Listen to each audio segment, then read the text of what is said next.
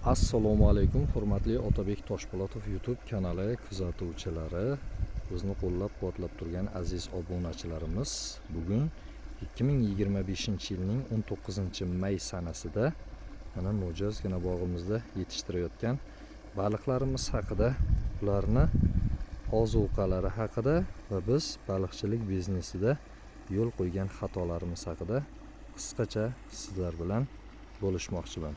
Bugun azizlar ana shunaqangi 10 ga 20 metr kattalikda bo'lgan, ya'niki 2 sotix keladigan baliq hovuzimizda biz yetishtirayotgan 4 xil turdagi baliqlarimiz, ya'ni sazan, belamur, chorniy pestri hamda aytaylik talsalob baliqlarni yemishi haqida eng avvalo to'xtaladigan bo'lsak, biz bularga ayni vaqtda oddiygina o'sha chorva mollariga, qo'ylarimizga berayotgan kepak hamda aytaylik bug'doy yormalari bilan oziqlantiramiz. Hamda undan tashqari mana suv yuzida ko'rib turganingizdek bida o'simligini maydalab chopib beryapmiz. Chopib berayotganligimizning sababi, hali bu baliq malyoklarini, lechinkalarini tashlaganimizga aytaylik endigina 40 kuncha vaqt bo'ldi. Shuning uchun biz hozircha bidalarimizni, qamishlarimizni maydalab berishga harakat qilyapmiz. Biroz yana kattargandan keyin ularni butunligicha tashlaymiz. Xo'p, asosan yeyotgan yemlari yuqorida aytib o'tganimdek kepak va bug'doy yormasi hamda bida. Undan tashqari esa qamish hamda aytaylik nonlarni, qotgan uvoqlarini hamda aytaylik non bo'laklarini berib baliqlarimizni oziqlantiryapmiz. Birinchi marta baliq boqayotganligimiz sababli eng birinchi qilgan kamchiliklarimizdan biri, baliq hovuzimizni juda ham qazdirib yuborgan ekanmiz, chuqur. Ya'ni baliq hovuzimizni chuqurligi 4 metr bo'lib ketgan. Aslida esa baliq hovuzni sayozroq qilgan ma'qulroq ekan.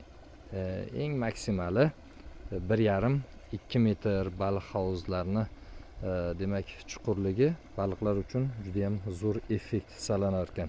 Sababiki chuqur bo'lganligidan keyin hali suv chiqdi. Bu degani yerni ko'zi ochildi degani ekan. Mana ko'rib turganingizdek qariyb 1 metrga pasaygani, bu 1 sutkada yerimizni suvi 1 metrgacha pastga tortib ketyapti. Qanchalik demak baliq hovuzimiz sayozroq bo'lsa, suv shunchalik bemalol ko'p turar ekan. Xo'p, ko'rib turganingizdek ana u burchakda baliqlarimiz uchun suv doimiy kirib turadi. Rasxodnoy suvimiz esa demak hovuzimizni bu burchagida glubinniy 76 lik nasos orqali mana shilankasi ko'rinib turgan bo'lsa, ana shu orqali bog'imizga suvlarni chiqarib bog'imizni sug'oramiz. Xo'p, demak baliqchilik biznesi aslida juda ham yaxshi biznes ekan. Deyarli mehnati, og'irligi yo'q. Kimlardir aytaylik dorisidan ber yoki bunga azot berish kerak, aytaylik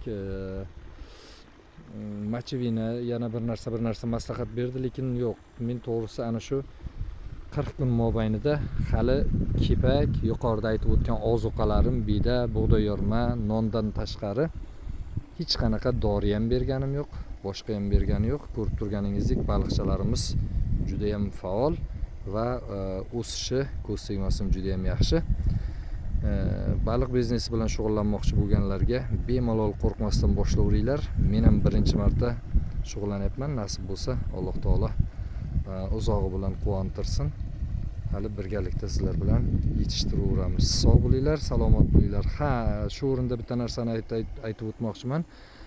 Baliq hovuzlarimizga kechqurun lampa o'rnatishimiz juda ham qo'l kelar ekan. Mana ko'rib turganingizdek bu yerda lampa bor. Sababiki kechqurun tunda keladigan pashshalar orqali ham baliqlarimiz yorug'da juda ham faol bo'lib, o'sha pashshalar bilan rosa mazza qilib oziqlanib, o'zlarini juda ham bir faol tetik his qilar ekan. Sog' bo'linglar, salomat bo'linglar. E'tibor uchun hammaga rahmat.